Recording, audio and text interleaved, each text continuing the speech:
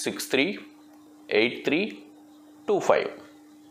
Okay, ఇక విద్యార్థులారా, రెండవ ప్రపంచ యుద్ధం జరగటానికి గల తక్షణ కారణం ఏమిటి?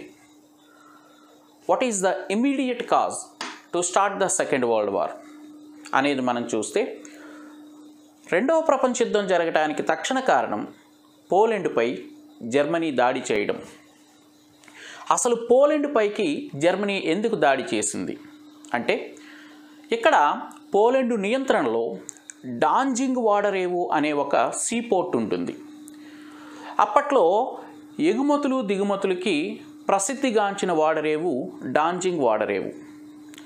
మరి ఈ డాంజింగ్ వాడరేవుని తన నియంత్రణలోనికి తెచ్చుకుంటే వర్తక వ్యాపారాల మీద మనం ఆజమాయిషీ చేయొచ్చు అనే ఉద్దేశంతో హిట్లరు డాంజింగ్ వాడరేవుని ఆక్యుపై చేసుకోవడానికి ప్రయత్నం చేస్తాడు. దీనిని పోలెండ్ ఒప్పుకోదు. అందువలన 1939 సెప్టెంబర్ 1వ తేదీన హిట్లర్ పోలెండ్ పైకి దాడి చేశాడు. మరి పోలెండ్కి సపోర్ట్గా ఇంగ్లాండు, ఫ్రాన్సు, రష్యాలు వస్తాయి. ఎందుకు వచ్చాయి అంటే, అప్పటికే మరలా రెండవ ప్రపంచ యుద్ధానికి ముందు మళ్ళా ఇక్కడ రహస్య కూటములు ఉన్నాయి. జర్మనీ, ఇటలీ, జపాన్ ఈ మూడు కూడా కేంద్ర రాజ్య లేదా అక్షరాజ్య కూటమిగా ఏర్పడతాయి. Axis powers Germany, Japan, Italy అక్షరాజ్య లేదా కేంద్ర రాజ్య కూటమి లేదా యాక్సిస్ పవర్స్ కంట్రీస్ అంటారు. వీటికి విరుద్ధంగా మిత్రరాజ్య కూటమి. మిత్రరాజ్య కూటమిలో ఎవరు ఉంటారు? England, France, Russia. ఎప్పుడైతే హిట్లరు పోలెండ్ మీదకు దండెత్తాడో ఇంగ్లాండు, ఫ్రాన్సులు జోక్యం చేసుకున్నాయి. దీనితో 1939 సెప్టెంబర్ 1వ తేదీన రెండవ ప్రపంచ యుద్ధం ప్రారంభమైంది. ఇది 1945 ఆగస్టు వరకు జరిగింది. చివరికి జపాన్ లొంగిపోవడంతో ఈ యుద్ధం ముగిసింది. మరి ఇదే యుద్ధంలో మొదట్లో ఈ మిత్రపక్షాల కూటమికి అమెరికా కలిసి ఉండదు. వీళ్ళతో మధ్యలో అమెరికా జాయిన్ అవుతుంది. ఎందుకు జాయిన్ అవుతుంది అంటే, 1941లో జపాను అమెరికాకు చెందిన పెరల్ హార్బర్ అనే నావికా స్థావరం మీద దాడి చేస్తుంది. దీనికి విరుద్ధంగా అమెరికా బ్రిటన్ నాయకత్వంలో ఉండే మిత్రపక్షాల కూటమిలోకి చేరుతుంది. మరి జపాన్ అమెరికా వదిలేస్తుందా అంటే లేదు. 1945 ఆగస్టు 6వ తేదీన జపాన్కు చెందిన హిరోషిమా పట్టణం మీద అమెరికా లిటిల్ బాయ్ అనే ఒక అణుబాంబును వేసింది. 1945 ఆగస్టు 9వ తేదీన నాగసాకి పట్టణం మీద పాట్కాయ్ అనే మరొక అణుబాంబును అమెరికా వేసింది. దాంతో జపాన్లో ఆ ప్రాంతాలే కాక పరిసర ప్రాంతాలు కూడా తీవ్ర నష్టానికి గురయ్యాయి. గడ్డి మొక్క కూడా మొలవలేని విధంగా నిస్సారమైన ప్రాంతాలుగా మారిపోయాయి. జపాన్ తీవ్ర నష్టానికి గురైంది. అందువలనే ఆ కసి వలనే అమెరికాను ఎప్పటికైనా మనం ఢీకొట్టాలి అనే కసి వలనే జపాను కష్టపడి పనిచేసి ఈరోజు ఎలక్ట్రానిక్ రంగంలో ప్రపంచంలోనే అగ్రస్థానంలో జపాన్ ఉంది. జపాన్కి అంత నష్టం కలిగించింది అమెరికా. సో ఇది అమెరికా మధ్యలో సెకండ్ వరల్డ్ వార్లో ఎంటర్ అవడానికి కారణం జపాన్. అందుకే జపాన్కి విరుద్ధంగా ఇంగ్లాండ్ వైపు అమెరికా వచ్చిందనమాట. ఇక విద్యార్థులారా, రెండు యుద్ధాల యొక్క ప్రభావాల్ని మనం గమనిస్తే అసంఖ్యాకమైన ప్రాణ నష్టం జరిగింది. మొదటి ప్రపంచ యుద్ధంలో 1 కోటి మంది సైనికులు చనిపోయినారు. వీరిలో 75,000 మంది మన ఇండియన్ సోల్జర్సే ఉన్నారు. వీళ్ళు ఇంగ్లాండ్ తరపున యుద్ధంలో పాల్గొని చనిపోయినారు. రెండవ ప్రపంచ యుద్ధంలో అయితే 2.2 నుంచి 2.5 మిలియన్ సైనికులు ప్రజలు చనిపోయినారు. వీళ్ళలో అయితే చాలామంది 40 సంవత్సరాల లోపు ఉండే సైనికులు ఎక్కువ మంది ఉన్నారు. ఇవే కాకుండా ఈ యుద్ధాల్లో అనుసరించిన అణుబాంబుల వలన, ఇతర యుద్ధ పద్ధతుల వలన లుకేమియా, క్యాన్సర్ వంటి రోగాలు వచ్చి కాలక్రమేణా కొంతమంది చనిపోయినారు. ఇది ఒక తీరని నష్టం. మరి రెండవ ప్రపంచ యుద్ధం అయిపోయిన తర్వాత అనేక దేశాల్లో నియంతృత్వ నిరంకుశ ప్రభుత్వాలు, రాచరికాలు పతనమయ్యి ప్రజాస్వామ్య ప్రభుత్వాలు ఏర్పడి అధికార మార్పిడి జరిగింది. ప్రధానంగా మనం గమనిస్తే ఆస్ట్రియా హంగేరీలో ఉండే సామ్రాజ్యం పతనమైంది. టర్కీలో ఉండే ఒట్టోవన్ సామ్రాజ్యం పతనమైంది. జర్మనీలో వైమర్ రిపబ్లిక్ అనే ఉదారవాద ప్రభుత్వం ఏర్పడింది. రష్యాలో జార్లు అనే నిరంకుశ రాజులు పతనమయ్యి లెనిన్ నాయకత్వంలో బొల్షివిక్ ప్రభుత్వం ఏర్పడింది. ఇలాంటి నిరంకుశ రాజరిక ప్రభుత్వాలు పతనమయ్యి ప్రజాస్వామ్య ప్రభుత్వాలు ఏర్పడ్డాయి. అధికార మార్పిడి జరిగింది. ఇది ఒక మంచి విషయం. అలాగే మనకి రెండవ ప్రపంచ యుద్ధం చివరికి వచ్చేసరికి అటు ఆసియాలోను, ఇటు ఆఫ్రికాలోను, అటు ఉత్తర అమెరికాలోను అనేక దేశాలు నూతనంగా స్వతంత్రం పొందాయి. మన దేశం కూడా అలాగే స్వతంత్రం పొందింది. శ్రీలంక కానీ, మనం కానీ, ఈజిప్టు, ఇవి కొత్తగా స్వతంత్రం పొందిన దేశాలు. మరి అలాగే రెండవ ప్రపంచ యుద్ధం అయిపోయిన తర్వాత ప్రపంచంలో శాంతి స్థాపించాలి, ప్రపంచ దేశాల మధ్య భద్రతా వాతావరణాన్ని కల్పించాలి, పరస్పరం ఇచ్చిపుచ్చుకునే ధోరణి ఏర్పరచాలి, ఒకరిని మరొకరు గౌరవించుకోవాలి వంటి ఆశయాలతో ఐక్యరాజ్య సమితి అనే అంతర్జాతీయ శాంతి సంస్థను ఏర్పరిచారు. ఇది ఒక గొప్ప పరిణామం.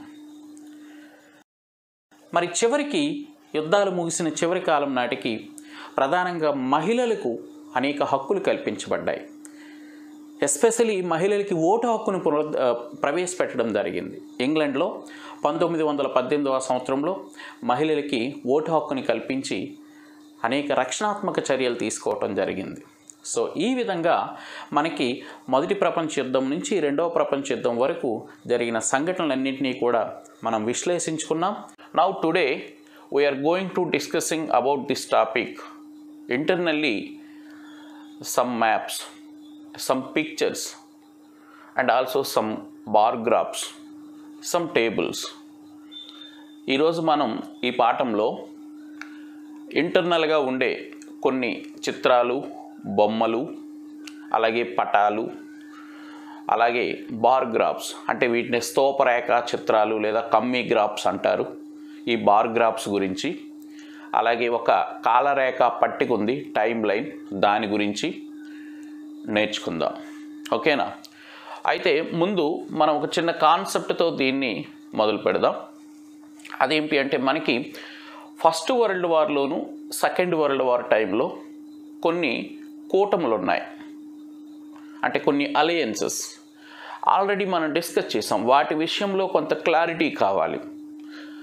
Now we are going to discuss about the alliance powers countries in first world war. మనకి మొదటి ప్రపంచ యుద్ధంలో ప్రధానంగా రెండు కూటములు ఉన్నాయి, సీక్రెట్ అలియన్సెస్ అన్నమాట. ఇవేంటంటే సీక్రెట్ అలియన్సెస్. సో అందులో 1882లో ఇన్ 1882 ఒక రహస్య కూటమి ఏర్పడింది. దానినే మనం ట్రిపుల్ అలయన్స్ అంటాము. ఏమంటాము? Triple alliance in 1882. దీన్ని తెలుగులో అయితే మిత్రరాజ్యాల కూటమి, మిత్రరాజ్యాల కూటమి లేదా ట్రిపుల్ అలయన్స్. ఈ ట్రిపుల్ అలయన్స్లో ఉండే member of countries Germany, Austria Hungary, Germany, Austria Hungary, Italy. ఇవి ట్రిపుల్ అలయన్స్లో ఉంటాయి. దీనికి ఆపోజిట్ కూటమి అది 1907లో ఫామ్ అయింది. 1907 దీనిని ఏమంటామంటే ట్రిపుల్ ఎంటెంట్. ట్రిపుల్ ఎంటెంట్ దీనిని మిత్రపక్షాల మైత్రి అంటారు తెలుగులో అయితే. మిత్రపక్షాల మైత్రి, ట్రిపుల్ ఎంటెంట్. ఈ ట్రిపుల్ ఎంటెంట్లో ఉండే దేశాలు Britain, France, Russia. Britain, France, Russia. Okay, I repeat, triple alliance Germany, Austria Hungary, Italy. Triple entente Britain, France, Russia. These are the allianced countries in first world war and second world war. రెండో ప్రపంచ యుద్ధంలో ఈ కూటములు ఏంటేంటి, వాటిలో ఉండే సభ్య దేశాలు ఏంటనేది మనం చూద్దాం. In second world war, during the time of second world war, 2 power blocks, 2 అధికార కూటములు ఉన్నాయి రెండవ ప్రపంచ యుద్ధం టైంలో. అవి ఏంటంటే, మొదటిది అక్షరాజ్య కూటమి లేదా కేంద్ర రాజ్య కూటమి, యాక్సిస్ పవర్ కంట్రీస్. సో అక్షరాజ్య లేదా కేంద్ర రాజ్య కూటమి, ఇంగ్లీష్లో అయితే యాక్సిస్ పవర్ బ్లాక్. ఇందులో మనకి ప్రధానంగా 3 దేశాలు ఉంటాయి. So Germany, Italy, Japan. మీరు గమనిస్తే ఇందాక ఆస్ట్రియా హంగేరీ ఫస్ట్ వరల్డ్ వార్లో ఉండే ట్రిపుల్ అలయన్స్లో ఉండేది. ఇక్కడ జర్మనీ, ఇటలీ, జపాన్ యాక్సిస్ పవర్స్కి వచ్చేసరికి జపాన్ యాడ్ అవుతుంది, గమనించాలి.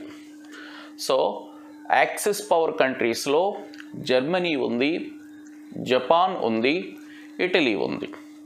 మరి దీనికి ఆపోజిట్ పవర్ బ్లాక్ ఏదంటే అలైడ్ పవర్స్ అంటే మిత్రరాజ్యాల కూటమి. ఈ మిత్రరాజ్యాల కూటమిలో మరలా బ్రిటన్, ఫ్రాన్స్, రష్యా ఉంటుంది. ఓకేనా? I repeat again, first world వార్లో ట్రిపుల్ అలయన్స్. ఆ ట్రిపుల్ అలయన్స్లో ఉండేవి జర్మనీ, ఆస్ట్రియా హంగేరీ, ఇటలీ. దీనికి ఆపోజిట్గా ఉండేది ట్రిపుల్ ఎంటెంట్లో ఉండేవి బ్రిటన్, ఫ్రాన్స్, రష్యా. మీరు గమనిస్తే సెకండ్ వరల్డ్ వార్ టైంకి ఈ బ్రిటన్, ఫ్రాన్స్, రష్యా ఇవి మళ్ళీ అదే విధంగా ఉంటాయి. బట్ ట్రిపుల్ అలయన్స్లో ఉండే ఆస్ట్రియా సెకండ్ వరల్డ్ వార్ టైంలో కనిపించదు. ఇప్పుడు సెకండ్ వరల్డ్ వార్ టైంలో ఉండే పవర్ బ్లాక్స్ తీసుకుంటే, ఫస్ట్ వన్ యాక్సిస్ పవర్స్, అక్షరాజ్య కూటమి లేదా కేంద్ర రాజ్య కూటమి. సో ఇందులో జర్మనీ, ఇటలీ, జపాన్. దీనికి ఆపోజిట్గా అలైడ్ పవర్స్, మిత్రరాజ్యాలు. అవేంటి అంటే Britain, France, Russia. Okay, is it clear? And next one, ఇక రెండవది ఈ టాపిక్లో ఇంకొక ముఖ్యమైనది ఏమిటి అంటే, మనకి 4వ పేజీలో లాస్ట్ డౌన్లో ఒక అంశం ఉంటుంది. హిట్లర్ని సంతృప్తిపరిచే విధానం అంటే ఏమిటి? What is the policy of appeasement of Hitler? హిట్లర్ని సంతృప్తిపరిచే విధానం అంటే ఏమిటి? అసలు ఇక్కడ హిట్లర్ని ఎవరిని సంతృప్తిపరుస్తున్నారు అనేది మనకు తెలియాలి. తెలుగు మీడియంలో కొంచెం కన్ఫ్యూజ్గా రాసి ఉంటుంది, ఇంగ్లీష్ మీడియం చూస్తే వెరీ క్లియర్గా ఆన్సర్ ఉంటుందన్నమాట. సెకండ్ వరల్డ్ వారు బిగినింగ్ అంటే ఫస్ట్ వరల్డ్ వార్ అయిపోయిన తర్వాత కొన్ని సందర్భాల్లో హిట్లర్ని ఎవరు ఇక్కడ సంతృప్తిపరుస్తున్నారంటే బ్రిటన్. గమనించాలి విద్యార్థులారా, హిట్లర్ని అలాగే కొన్ని యూరప్ స్టేట్స్ని ఎవరు సంతృప్తిపరుస్తున్నారు అనేది ఇక్కడ మనం గమనిస్తే బ్రిటన్ సంతృప్తిపరుస్తుందన్నమాట. ఎందుకు బ్రిటన్ సంతృప్తిపరుస్తుంది? Why Britain was appeasement to Hitler? ఎందుకు బ్రిటన్ హిట్లర్ని సంతృప్తిపరచాల్సి వచ్చింది అంటే, మనకి first world war ending time of first world war, మొదటి ప్రపంచ యుద్ధం చివరి నాటికి రష్యా మొదటి ప్రపంచ యుద్ధం నుంచి వైదొలిగింది. ఎవరితో ఒప్పందం చేసుకుని రష్యా వైదొలిగిందంటే జర్మనీతో. ఇంకా మేము యుద్ధం చేయలేము, మమ్మల్ని విడిచిపెట్టండి అని రష్యా బయటకు వచ్చేస్తుంది. ఎందుకంటే రష్యాలో 1917లో ది గ్రేట్ కమ్యూనిస్ట్ రెవల్యూషన్ వచ్చింది. That is called Bolshevik revolution under the leadership of Lenin. The original name of Lenin Vladimir Ilyich Ulyanov. So Lenin నాయకత్వంలో రష్యాలో బోల్షెవిక్ రెవల్యూషన్ వచ్చింది. ఆ బోల్షెవిక్ రెవల్యూషన్ ద్వారా రష్యాలో అధికార మార్పిడి జరిగింది. సో లెనిన్ అధికారంలోనికి వచ్చిన తర్వాత మొదటి ప్రపంచ యుద్ధం నుంచి రష్యా వైదొలుగుతుంది అని ప్రకటన చేసి వాళ్ళు బయటకు వచ్చేస్తారు. వచ్చిన తర్వాత లెనిన్ రష్యాని అన్ని రంగాల్లో అభివృద్ధి చేయాలి అని దృష్టి కేంద్రీకరించారు. He wanted to reform all sectors in Russia, like that industrial sector, agricultural sector, administrative sector, educational sector. He introduced so many schemes in Russia, various development and welfare schemes. అంటే Lenin రష్యాలోకి అధికారంలోకి వచ్చిన తర్వాత రష్యాని పునఃసంస్కరణ చేద్దాము అని నిర్ణయం చేసుకుంటాడు. అందువలనే అతను 1924వ సంవత్సరంలో యుఎస్ఎస్ఆర్ని ఏర్పాటు చేశాడు. USSR means Union of Soviet Socialist Republicans. Union of Soviet Socialist Republicans were formed in 1924 under the leadership of Lenin. So Russia అనేది సామ్యవాద దేశాల కూటమిగా అవతరిస్తుంది. సామ్యవాద దేశాలు లేదా సోషలిస్టు దేశాలు అంటారు. సో సామ్యవాద లేదా సోషలిస్ట్ దేశాల కూటమిగా రష్యా ఆవిర్భవించింది. ఇక మనకి తెలుసు సామ్యవాద లేదా సోషలిస్ట్ దేశాల లక్షణాలు ఎలా ఉంటాయి.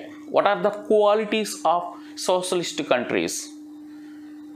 వాళ్ళకి సొంతంగా నాది అనేది ఏముండదు, అందరిది. This property is belongs to all.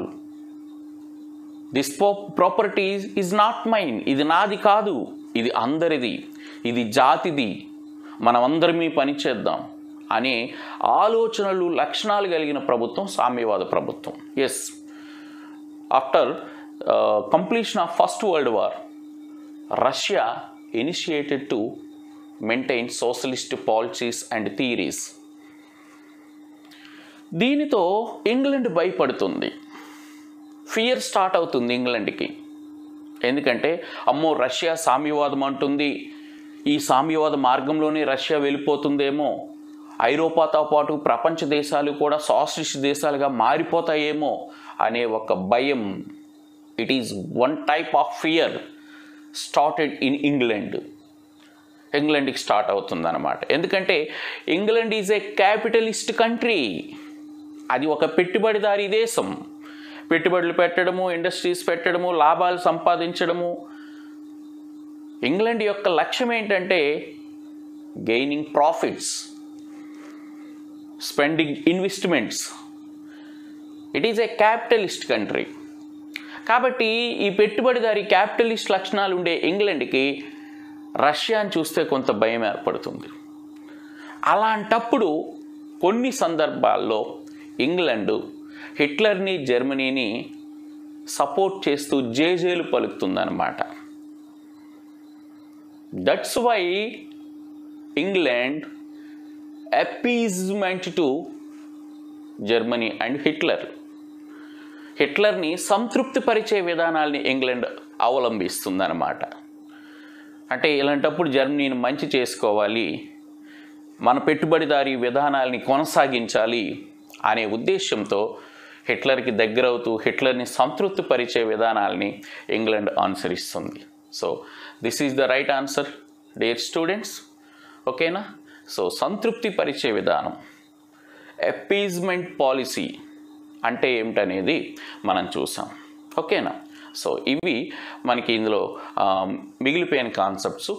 ఇక మనం ఈ పిక్చర్సు, బార్ గ్రాఫ్స్, డయాగ్రామ్స్ వీటి గురించి డిస్కస్ చేద్దాం. ఎందుకంటే ప్రీవియస్ ఎగ్జామినేషన్స్లో మనకి ఒక పిక్చర్ ఇచ్చి ఒక పిక్చర్ని చూపిస్తాడు. He shows A picture, identify that person, right the name of that person అంటాడనమాట. అంటే ఒక పిక్చర్, ఒక బొమ్మ ఇవ్వడం, అందులో ఉండే వ్యక్తి పేరుని ఐడెంటిఫై చేయమంటారు, గుర్తించమంటాడు. ఆ వ్యక్తి ఎవరో రాయమంటారు. లేదా ఆ బొమ్మలో ఉండే దృశ్యం దేనికి సంబంధించినది, what do you identify that message అంటాడు. అంటే ఆ బొమ్మలో ఉండే ఇండికేషన్, ఆ సిచ్యుయేషన్ ఏమిటి, ఆ సిచ్యుయేషన్ రాయు అంటాడనమాట. గతంలో చాలా ప్రశ్నలు వచ్చాయి. ఇవి కూడా లక్ష్యాత్మక ప్రశ్నల వర్గీకరణ కిందకు చెందుతాయి. మనం ఇప్పుడు అందులో ఈ టాపిక్లో అట్లాంటివి కొన్ని ఉన్నాయి, మనం చూద్దాం. చూడండి, మనకి ఫస్ట్ పేజ్లోనే మనకి ఒక పిక్చర్ ఉంది. చూడండి ఆ పిక్చర్ని. అది ఎవరు? ఆయన he is the famous historian Eric Hobsbawm. ఆయన ఎవరు? Erich Hobsbawm, famous historian. Already we discussed about him. He said that 20th century was called as age of extremes. 20వ శతాబ్దాన్ని తీవ్ర సంచలనాల యుగము అని ఎవరన్నారు? Famous historian Eric Hobsbawm. So ఇతని పిక్చర్నిచ్చి ఇతను ఎవరో రాయండి, గుర్తించండి అని మనకి ఒక అరమార్కు ప్రశ్న రావచ్చు. గమనించాలి విద్యార్థులారా. And second one, see that picture. ఆ పిక్చర్ చూడండి. ఆ పిక్చర్లో మనకి ఒక సిచ్యుయేషన్ కనిపిస్తుంది. ఏదో జనమంతా ఒక దగ్గర గుమికూడినట్లు, ఏదో ఒక పెద్ద పబ్లిక్ మీటింగ్ లాగా కనిపిస్తుంది. Yes, it is a public meeting. It is a rally in Germany. Mister Hitler conducted a rally Germany. Exact location Nuremberg. ఎక్కడండి? న్యూరెన్బర్గ్. 1934వ సంవత్సరంలో హిట్లర్ జర్మనీలోని న్యూరెన్బర్గ్ అనే పట్టణంలో నాజీల చేత ఒక ర్యాలీ స్టార్ట్ చేశాడు. ఒక ప్రదర్శన చూపిస్తున్నాడు అన్నమాట. ఆ దృశ్యం అది. సో ఈ పిక్చర్ ఇచ్చేది ఏ దేశంలో? జర్మనీ. ఇది ఏ పట్టణంలో? న్యూరెన్బర్గ్. ఏ సంవత్సరంలో? 1934. ఏమిటి ఈ సిచ్యుయేషన్, దేన్ని ఇండికేట్ చేస్తుంది అని అడుగుతాడు. So it is a rally in Germany. Hitler shows his domination in the society. ఆయన నాజీ పార్టీ యొక్క బలాన్ని, నాజీ పార్టీ యొక్క డామినేషన్ని ప్రజలకు చూపిస్తున్నాడు ఆ చిత్రంలో. ఎందుకంటే 1934 నాటికి ఆయన యొక్క ప్రభావం ప్రారంభమైంది. Began the effect of Hitler in Germany. దానిని చూపిస్తున్నాడు అనమాట. సో జాగ్రత్తగా see that, observe that pic. ఓకేనా? రైట్. అనదర్ వన్, అక్కడ చూడండి. See that pic. ఒక లేడీ ఏదో ఏడుస్తున్నట్లు కనిపిస్తుంది. Look like she was crying. చాలా బాధతో ఉన్నట్లు కనిపిస్తుంది ఆ lady. She belongs to police. ఆమె పోలాండ్ దేశానికి చెందిన ఒక మహిళ. She belongs to Poland. ఈమె కాలిఫోర్నియాకి వలస వెళ్ళిపోయిందన్నమాట. ఆ కాలిఫోర్నియాలో బఠానీ తోటల్లో కూలీగా పనిచేస్తూ ఉంటుంది. She was a migrated labour. జాగ్రత్తగా వినాలి. She was a migrated labour. During the time of great depression, 1929-30 సంవత్సరాల్లో ప్రారంభమైన ఆర్థిక మాంద్యం వలన బఠానీ తోటల్లో పనిచేసే కూలీలకు పని దొరకదు. తినటానికి తిండి ఉండదు. There is no food, no work. ఆర్థిక మాంద్యం వలన విలవిలలాడిపోతుంది మార్కెట్ వ్యవస్థ. ఆ సిచ్యుయేషన్లో చాలా దీనంగా తన పిల్లల్ని పట్టుకొని చూస్తున్న చిత్రం. ఆమె పేరు ఏం పేరు అంటే ఫ్లోరెన్స్ ఓవెన్స్. Florence ovens. ఆ పిక్చర్లో ఉండే లేడీ పేరు ఏంటన్నా? Florence ovens. ఆమె పోలాండ్ దేశానికి చెందిన మహిళ. So migrated labour. ప్రజెంట్ ఆమె మైగ్రేటెడ్ లేబర్. ఆమె పేరు ఫ్లోరెన్స్ ఓవెన్స్. రైట్. మరి ఈ పిక్ని తీసినది, ఈ ఫోటో తీసిన వ్యక్తి, హూ టేకెన్ దిస్ పిక్ అని అడగవచ్చు. ఈ ఫోటో తీసిన వ్యక్తి పేరు డోరిథియా లాంజ్. డోరిథియా లాంజ్. ఓకేనా? రైట్. Next another situation. ఈ పిక్ చూడండి. ఏదో ఒక బాంబు బ్లాస్టింగ్ జరిగినట్లు ఉంది కదా. ఏదో ఒక బాంబు బ్లాస్టింగ్ పిక్చర్ ఇది కదా, అలాగే కనిపిస్తుంది కదా. Yes, exactly it is right answer. During the time of second world war, America dropped 2 bombs in 2 Japan cities. We have already discussed about this. రెండవ ప్రపంచ యుద్ధ సమయంలో అమెరికా జపాన్పై అణుబాంబులు వేసింది. 1945 ఆగస్టు 6వ తేదీన హిరోషిమా నగరం పైన లిటిల్ బాయ్ అనే అణుబాంబును డ్రాప్ చేసింది. ఇక మనం ఇప్పుడుండే ఈ పిక్చర్లో చూస్తున్నది 1945 ఆగస్టు 9వ తేదీన అమెరికా జపాన్కు చెందిన నాగసాకి అనే టౌన్పై బాంబు వేసింది, అణుబాంబు వేసింది. ఈ పిక్చర్ అదే మనకి. ఆ అణుబాంబు వలన ఆ నాగసాకి టౌన్ టోటల్గా నాశనం అయిపోయింది, విచ్ఛిన్నం అయిపోయింది. మీకు ఒక మాట ఇక్కడ చెప్పాలి, అమెరికా జపాన్లో ఉండే 2 నగరాల మీద వేసిన అణుబాంబుల వలన ఇప్పటికీ కూడా ఒక గడ్డి మొక్క కూడా మొలవలేని పరిస్థితి. అంతటి వినాశనకరమైన బాంబులని అమెరికా జపాన్పై వేసింది. అందువలనే జపాన్లో పౌరుషం వచ్చింది. అప్పటి నుంచి జపాన్ వర్క్ చేయడం మొదలుపెట్టింది. According that situation, Japan fight against America indirectly. At first, Japan starts to hard work. That's why today Japan emerged a largest country in electronic field. ఈరోజు జపాన్ ఎలక్ట్రానిక్ రంగంలో అత్యంత పెద్ద దేశంగా ఆవిర్భవించింది. ఈవెన్ అమెరికాని తలదన్నే స్థాయికి Japan వెళ్ళిపోయింది. మీరు ఆ పిక్చర్స్లో చూడండి, ఒక పిక్చర్ బిఫోర్, ఒక పిక్చర్ ఆఫ్టర్ ఉంది. అంటే అణుబాంబు వేయక ముందు నాగసాకి పట్టణం యొక్క సిచ్యుయేషన్ ఇండికేట్ చేస్తుంది. అణుబాంబు వేసిన తరువాత నాగసాకి పట్టణం యొక్క సిచ్యుయేషన్ ఎలా ఉంది?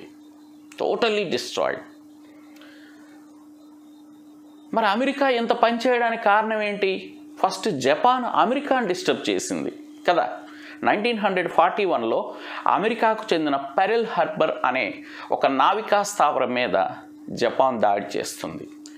సైలెంట్గా ఉంది అంతవరకు అమెరికా. జపానే అమెరికాని కెలికింది. ఈ ఇన్సిడెంట్తోనే అమెరికా సెకండ్ వరల్డ్ వార్లోకి ఎంటర్ అయింది. But before that no America in second world war. 1941కి ముందు అమెరికా రెండవ ప్రపంచ యుద్ధంలోనికి ఎంటర్ కాలేదు.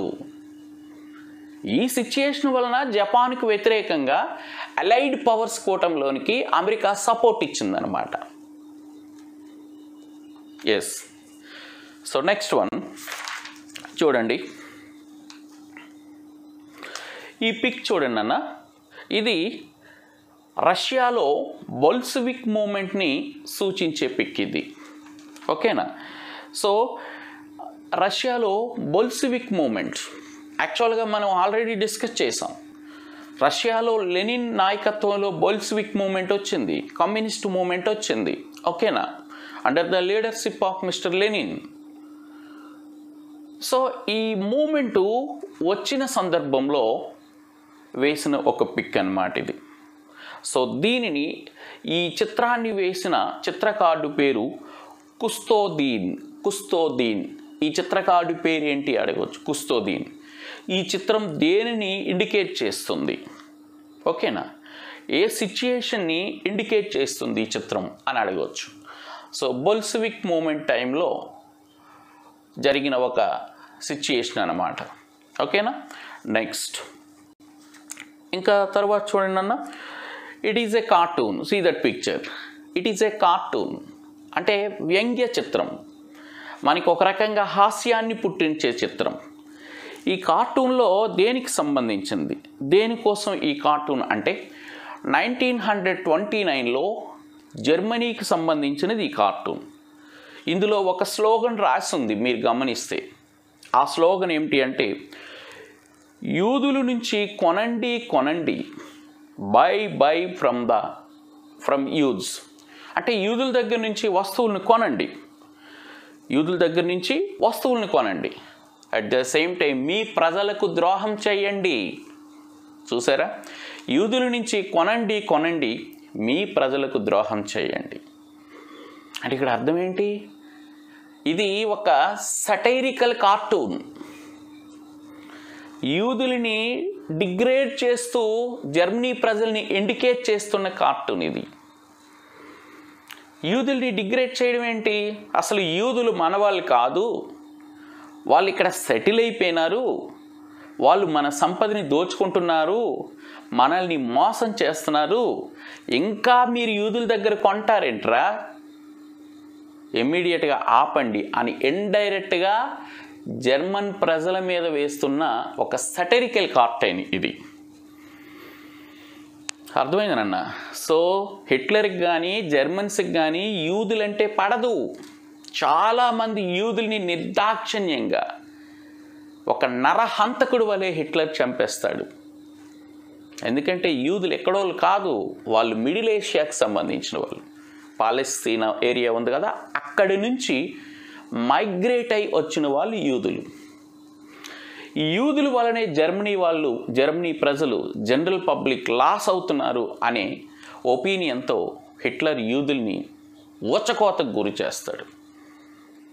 హోలోకాస్ట్లో పెట్టి చంపేస్తాడు. ఓకేనన్నా, అదొక కారణం. రెండోది, ఈ యూదులు వ్యాపారాలు చేసుకుంటూ ఎక్కువ వడ్డీలకి జర్మన్లకు డబ్బులు ఇచ్చి జర్మన్లు బీదవాళ్ళు చేస్తారనేది ఒక ఫీలింగు. ఇంకొక ప్రధానమైన అంశం ఏంటి అంటే, మిడిల్ ఏషియాలో హోలీ ల్యాండ్స్ కోసం, పవిత్ర స్థలం మీద కోసం అని చెప్పి అక్కడ ఉండే క్రిస్టియన్స్కి జ్యూస్కి, యూదులు అంటే జ్యూస్కి మధ్య ఫైట్ స్టార్ట్ అవుతుందన్నమాట. సో ఇక్కడ హిట్లర్ కూడా దానిని ఆసరాగా చేసుకొని ఈయన కొంత క్రిస్టియన్ సపోర్టర్, ఆ విధంగా కూడా యూదుల్ని హింసిస్తూ ఉంటాడు. సో కాబట్టి యూదుల్ని డిగ్రేడ్ చేయడానికి యూదుల్ని ఈ దేశం నుంచి పంపించడానికి ఇది ఒక నినాదం అన్నమాట. ఓకేనా, రైట్. నెక్స్ట్ మీరు ఆ పిక్లో చూస్తే ఒక టైం టేబుల్, ఒక టైం లైన్ కనిపిస్తుంది, ఒక కాలపట్టిక కనిపిస్తుంది. ఈ కాలపట్టికలో మీరు గమనించండి, ఒకవైపు సిచ్యుయేషన్ ఉంది, మరొక వైపు ఆ సిచ్యుయేషన్ లేదా ఇన్సిడెంట్ అనేది ఏ ఇయర్లో జరిగింది అనేది ఉంది. మీరు చూడండి, ఫస్ట్ వన్, మొదటి ప్రపంచ యుద్ధం ఆరంభం, beginning time of the first world war.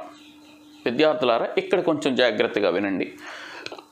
మనం ప్రీవియస్ క్లాస్లో కొంచెం ఈ beginning time of first world war అనే దగ్గర మనం కొంచెం ఎక్స్ప్లెనేటివ్గా వెళ్ళాం. అక్కడ క్లియర్గా చెప్పాం, ఆస్ట్రియా యువరాజు అయిన ఫెర్డినాండు అండ్ సోఫియా వాళ్ళిద్దరిని హత్య గావించబడిన రోజు 1914 జూన్ 28 కదా. సో 1914 జూన్ 28వ తేదీన హత్య గావించబడితే ఒక నెల రోజుల తర్వాత 1914 జూలై 28వ తేదీన ఆస్ట్రియా సెర్బియాపై దాడి చేసింది. తరువాత 1914 ఆగస్టు 1న సెర్బియాకి సపోర్టెడ్గా చాలా దేశాలు వస్తాయి. అప్పుడు ప్రపంచ దేశాలు పార్టిసిపేట్ చేశాయి కాబట్టి అది వరల్డ్ వార్ అని చెప్పాం కదా. ఇది కొంచెం డెప్త్ ఎక్స్ప్లెనేషన్, ఇది కొంచెం హయ్యర్ స్టాండర్డ్ ఎక్స్ప్లెనేషన్. కానీ మనకి పుస్తకంలో ఏదైతే రాసిందో అదే మనకి ఎగ్జామ్ ఓరియంటేషన్లో మనం ప్రజెంట్ చేయాలి. Note this point dear students, మనకి బుక్లో ఏదైతే ఉందో దానినే మనం ఎగ్జామినేషన్ టైంలో ప్రజెంట్ చేయాలి. కాబట్టి మనకి ఇక్కడ ఈ పట్టికలో మొదటి ప్రపంచ యుద్ధం ఎప్పుడు ప్రారంభమైంది అని రాశారంటే 1914 జూలై 28. ఆస్ట్రియా యువరాజు ఎప్పుడు హత్య గావించబడ్డాడు అంటే 1914 జూన్ 28. ఓకేనా ఫ్రెండ్స్. నెక్స్ట్ ఇంకా అందులో చూడండి, రష్యన్ రెవల్యూషన్ 1917, రష్యాలో విప్లవం 1917లో వచ్చింది. మొదటి ప్రపంచ యుద్ధం ముగింపు, at the end of second world war 1918, 1918లో. తరువాత ట్రిటీ ఆఫ్ వర్సైల్స్ ఒప్పందం, ఇది కూడా 1919లో, 1919లోనే. And formation of League of Nations, నానాజాతి సమితి ఆవిర్భావం. సో ఇది కూడా 1919. తరువాత జర్మనీలో హిట్లర్ ప్రభావం, rise of Hitler in Germany. So జర్మనీలో హిట్లర్ ప్రభావం 1933, 1933 గమనించాలి. సో అలాగే రెండవ ప్రపంచ యుద్ధం ఆరంభం, beginning of second world war 1939. Okay. Next formation of UNO, ఐక్యరాజ్య సమితి ఆవిర్భావం మనకి సెకండ్ వరల్డ్ వార్ కంప్లీట్ అయిన తర్వాత దీని యొక్క ప్రభావాలలో ఎఫెక్ట్స్లో ఈ యునైటెడ్ నేషన్స్ ఆర్గనైజేషన్ ఫామ్ కావడం కూడా ఒక ఇన్సిడెంట్. ప్రపంచ శాంతి కోసం, protection of world peace. So ప్రపంచ శాంతిని సాధించాలి, ప్రపంచ దేశాల మధ్య శాంతియుత వాతావరణాన్ని కల్పించాలి అనే ఉద్దేశ్యంతో 1945 అక్టోబర్ 24న న్యూయార్క్ హెడ్ క్వార్టర్స్గా యునైటెడ్ నేషన్స్ ఆర్గనైజేషన్ అనేది ఫామ్ కావటం జరిగింది. Next last one, end of second world war. రెండవ ప్రపంచ యుద్ధం ముగింపు ఎప్పుడు జరిగింది? 1945 ఆగస్ట్, 1945 ఆగస్ట్. గమనించాలి మిత్రులారా. సో మనకి యాక్చువల్గా 1945 జూన్ 13నే హిట్లర్ మరణించారు. ఆయన విషం తీసుకొని చనిపోయినాడు, ఆత్మహత్య చేసుకున్నాడు. ఎందుకంటే హిట్లర్కి చాలా పౌరుషం. అందుకే మీరు ఒక విషయం గమనించాలి విద్యార్థులారా, ప్రపంచంలో అహంభావము, మోనోయిజం కలిగిన వ్యక్తుల యొక్క చావు చాలా సింపుల్గా ఉంటుంది. ఊహించలేం అట్లాంటి వాళ్ళ యొక్క చావుని. హిట్లర్ విషయంలో అదే జరిగింది. హీఈస్ ఏ డిక్టేటర్, హీఈస్ ఏ మోనార్క్, హీఈస్ ఏ క్రూయల్ ఫెలో. అంత అహంతో తన లైఫ్ని లీడ్ చేశాడు, తన అడ్మినిస్ట్రేషన్ కూడా లీడ్ చేశాడు. కానీ చివరికి ఇంకొకరిని కెలకడానికి ప్రయత్నం చేసి ఇతనే దొరికిపోయినాడు అనమాట. సో అనవసరంగా రష్యాలో ఉండే లెనిన్గ్రాడు, స్టాలిన్గ్రాడు వంటి ఏరియాస్ని ఆక్యుపై చేసుకుందామని వాళ్ళ దగ్గరికి వెళ్తాడు. ఇక రష్యా ఆర్మీ, రష్యా సైన్యాలు రివర్స్ అయ్యి బెర్లిన్లోనికి ఎంటర్ అవుతారనమాట. ఎప్పుడైతే పరాయి సైన్యాలు వాళ్ళ దేశంలోనికి ఎంటర్ అయ్యారో దాన్ని అవమానంగా తీసుకుంటాడు. ఇంకా బెర్లిన్లోనికి వేరే వాళ్ళు వచ్చి బెర్లిన్ సరౌండింగ్ ఏరియాస్ని ఆక్యుపై చేసుకున్నారంటే ఇక నేను బ్రతకడం వేస్ట్ అనే ఆత్మన్యూనతా భావంతో విషం తీసుకొని చనిపోయినాడు. అందువలన మనం ఎప్పుడూ కూడా లైఫ్ని సింపుల్ ఫీలింగ్స్తో మనం లీడ్ చేసుకుంటూ పోవాలి. అహము, ఈగోయిజం ఇట్లాంటివి ఉండకూడదు. హిట్లర్ విషయంలో అదే మనం ఇక్కడ చర్చించుకోవాలి. ఆయన చాలా అహంభావంతో ఉండేవాడు. He is a great orator. Exactly, ఆయన మంచి వాగ్భటిమ కలిగినోడు, జనాల్ని అట్రాక్ట్ చేసే పవర్ కలిగినోడు. జర్మనీ ప్రజల్లో జాతిభావాన్ని రెచ్చగొట్టాడు. Okay, no problem. ఆ జాతిభావం అనేది ఇతరులని హింసించే స్థాయికి వెళ్ళిపోయింది. అదే అగ్రెసివ్ నేషనలిజం. సో ఇట్లాంటి విధానాల వలన హిట్లరు వెళ్ళిపోయినాడు సమాజానికి దూరంగా.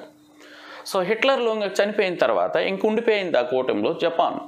1945 ఆగస్టులో అలైడ్ పవర్స్ కంట్రీస్కి లొంగిపోవడం వలన వార్ అనేది ఎండ్ అయిపోయింది. Okay, right. ఈ టేబుల్ మీరు గమనిస్తే ఈ టేబుల్ నుంచి ప్రశ్నలు వస్తాయి. రెండవ ప్రపంచ యుద్ధం ఎప్పుడు ముగిసింది రాయండి. End of the first world war in which year?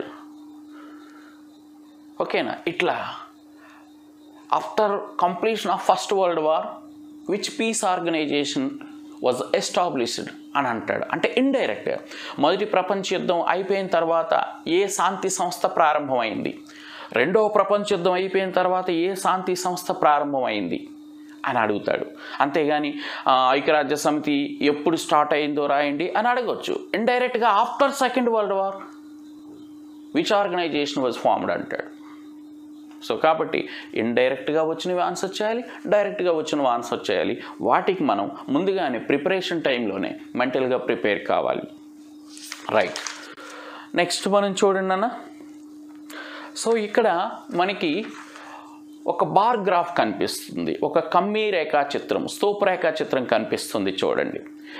ఈ రేఖాచిత్రం చూడగానే మీకు ఐడెంటిఫై అయిపోవాలి. ఇది 10th క్లాస్ 13th టాపిక్లో. ఈ 13th టాపిక్లో జస్ట్ అది చూడగానే మనకు అర్థం అవ్వాలి. మిలిటరీ ఎక్స్పెండిచర్కి సంబంధించినది. Sum of 6 countries in this world like that Britain, France, Russia, Germany, Austria, Italy, ఈ 6 కంట్రీస్ కూడా ఈ వార్స్ టైంలో చాలా ఎక్కువ ఖర్చు చేశాయి మిలిటరీ మీద. From 1880 to 1914.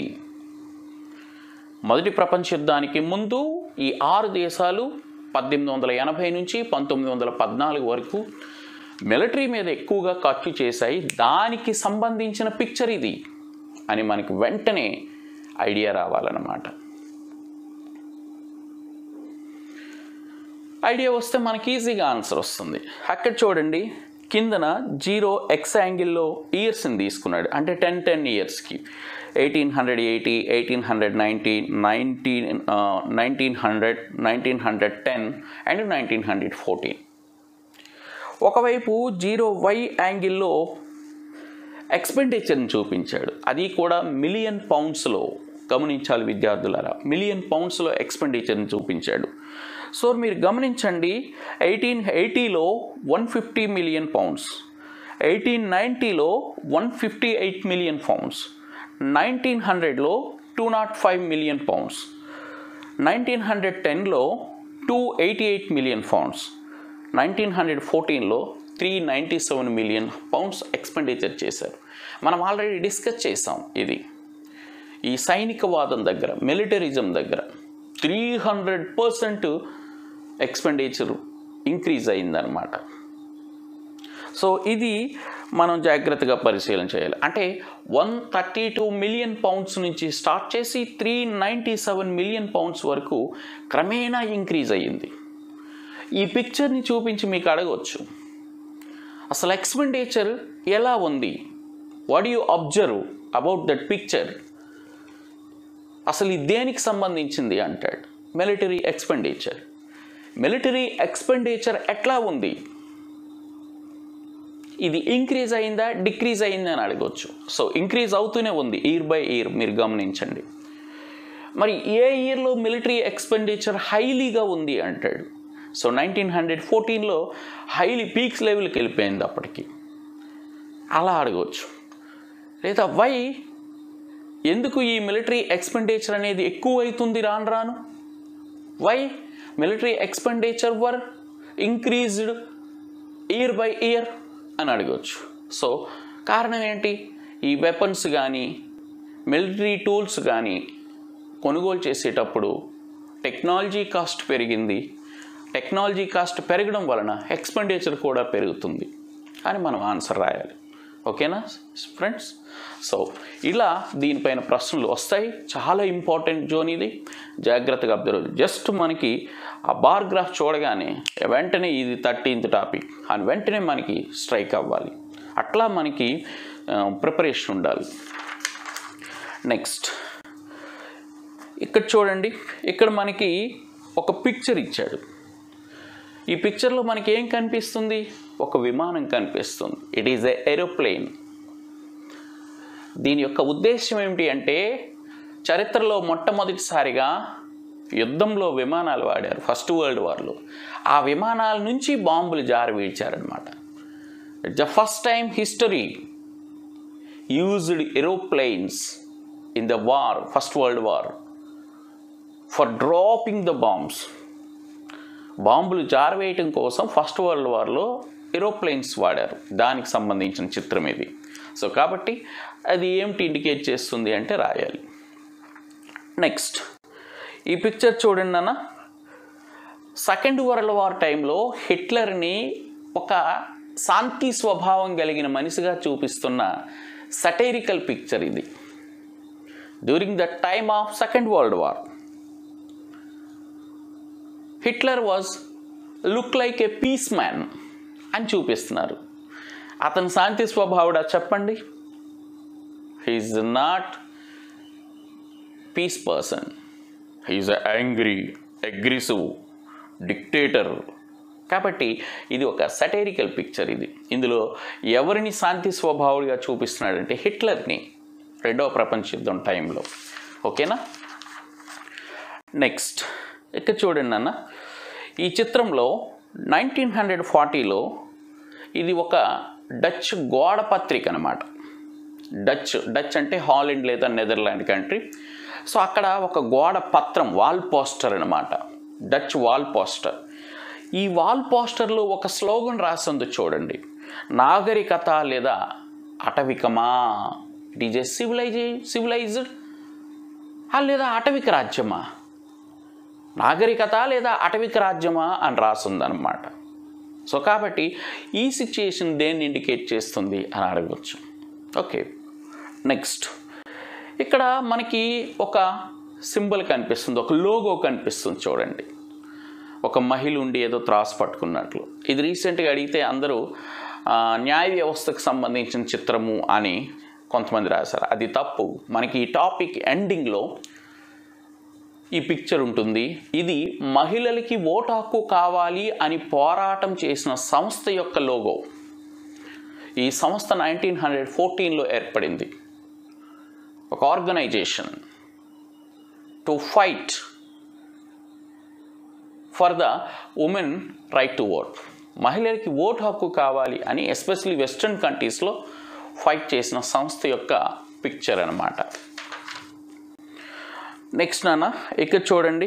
ఇది ఈ బార్ గ్రాఫ్ను ఒకసారి మీరు పరిశీలన చేస్తే ఈ బార్ గ్రాఫ్లో ఫ్రమ్ 1500 to 1999 వరకు వార్ డెత్స్ ఉన్నాయి, యుద్ధ మరణాలు.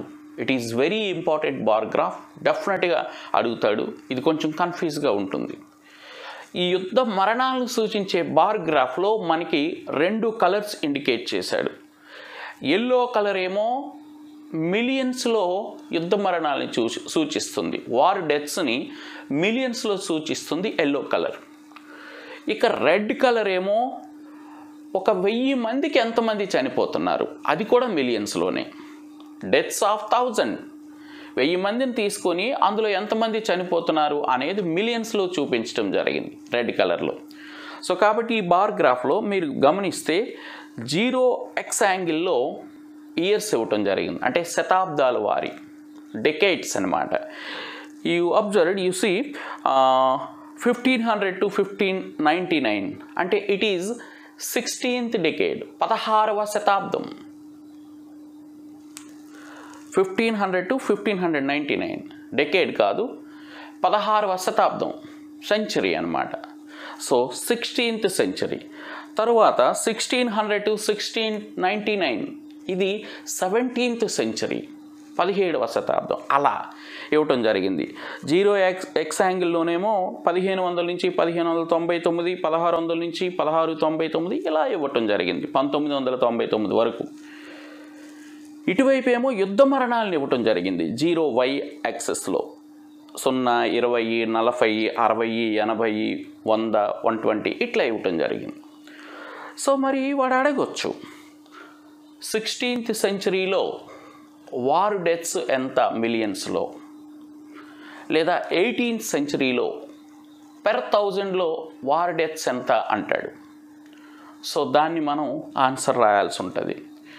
అసలు ఇది ఏ శతాబ్దం నుంచి ఏ శతాబ్దం వరకు తీసుకున్నారు అంటారు. సో మనకి 16th to 20th century, 20th century వరకు తీసుకున్నారు. అసలు ఈ బార్ గ్రాఫ్లో మీరేం గమనించారు అంటారు. సో వార్ డెత్స్ గురించి మేము అబ్జర్వ్ చేసాము అని రాయాలి. సో ఇట్లా మనకి ప్రశ్నలు రావచ్చు. ఓకేనా, వెరీ ఇంపార్టెంట్ బార్ గ్రాఫ్ గమనించాలి. ఓకేనా నాన్న. నెక్స్ట్ ఇదే టాపిక్లో ఫైనల్ ఇష్యూ, లాస్ట్ అంశం, మనకి ఒక మ్యాప్ ఇచ్చారు, ఓల్డ్ మ్యాప్. అంటే ఒక చిత్రం ఇచ్చారు, ఒక పటం ఇచ్చారు, గమనించాలి. ఈ పిక్చర్ని జాగ్రత్తగా అబ్జర్వ్ చేయండి అన్న. ఈ కలర్స్ తెలుగు మీడియం పుస్తకంలో ఒకలా ఉంటాయి, ఇంగ్లీష్ మీడియంలో పుస్తకంలో ఒకలా ఉంటాయి. ఇదేమిటంటే డ్యూరింగ్ ద టైమ్ ఆఫ్ రెండవ ప్రపంచ యుద్ధం జరుగుతునేటప్పుడు జర్మనీ సామ్రాజ్యం ఎలా ఉంది.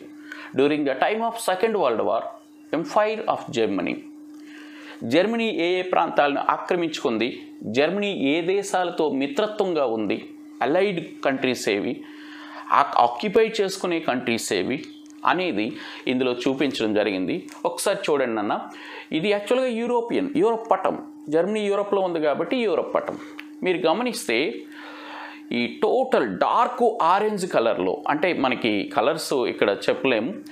ఈ యూరోప్కి లెఫ్ట్ సైడ్లో మీరు గమనిస్తే ఐర్లాండు, అలాగే ఇంగ్లాండు, ఐస్లాండ్ ఇట్లా ఈ దేశాలు ఉన్నాయి. ఇవేంటంటే అలైడ్ పవర్స్. అంటే మిత్రరాజ్యాలు అన్నమాట. సో కాబట్టి మిత్రరాజ్యాలని గుర్తించము అంటాడు. మరికొన్ని ఉన్నాయి చూడండి. టోటల్ ఆక్యుపై చేసుకుంది జర్మనీ.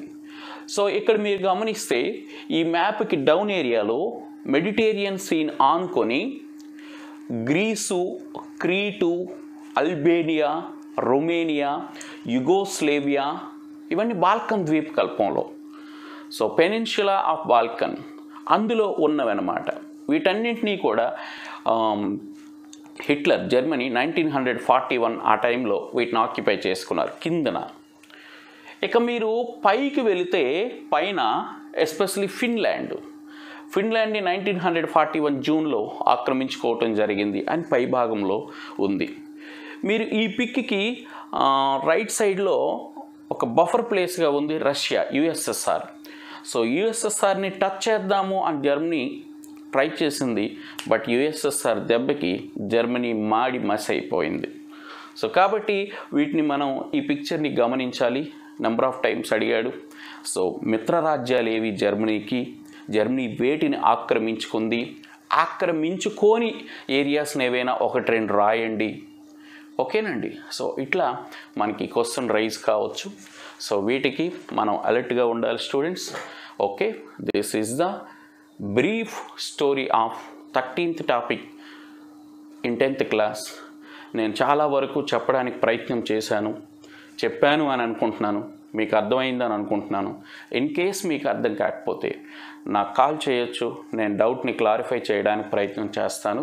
నా నెంబర్ 9963638325. ఓకేనా? Thank you everyone.